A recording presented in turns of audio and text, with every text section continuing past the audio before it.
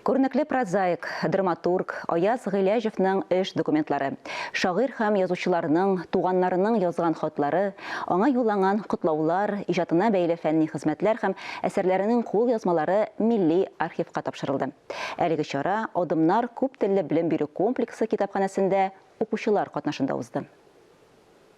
Аяз ага Гыйләҗев гомере буе татар милләте дип янып яшәде. Милли кыйбласыннан тайпылдырыр өчен аны сөргенгә дә сөрәләр. Халык дошманы исеме дә тагыла.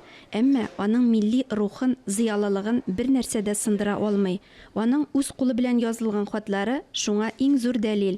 Бүген архивка тапшырылган хатлары 1960-1980 елларның тарихын өр-яңадан ача. Анда мәдәният һәм әдәбият тормышы, татар халкының хатирәләре, өметләре урын алган. Әгәр шәхси документлар гаиләдә генә сакланса, югала.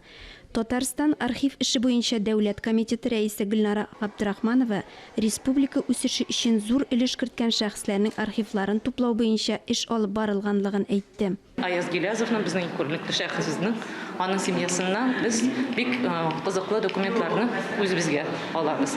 Инде алар безгә беренче мәртәбә 2008 елда бер өлеш документларны биргәннәр.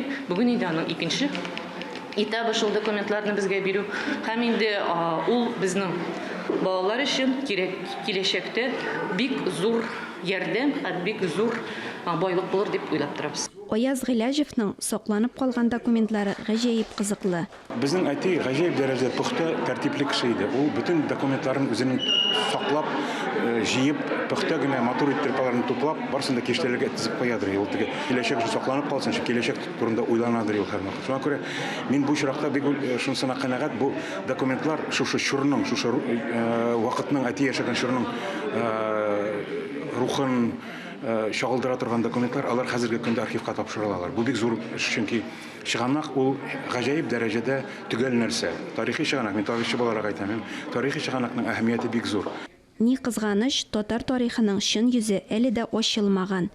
Нәтиҗәләрнең берсе без Накыяпа белән бергәләп Аяз абыйның 6 томлыгын чыгардык. Бу архив материаллар нигезендә хатлар, басылмаган әсәрләрнең вариантлары, басылмаган әсәрләр, көндәлекләре Аяз абыйның. Икенче бер юнәлеш архив белән эшләү, ул Аяз абыйның әсәрләрен дөнья кысаларына кертү.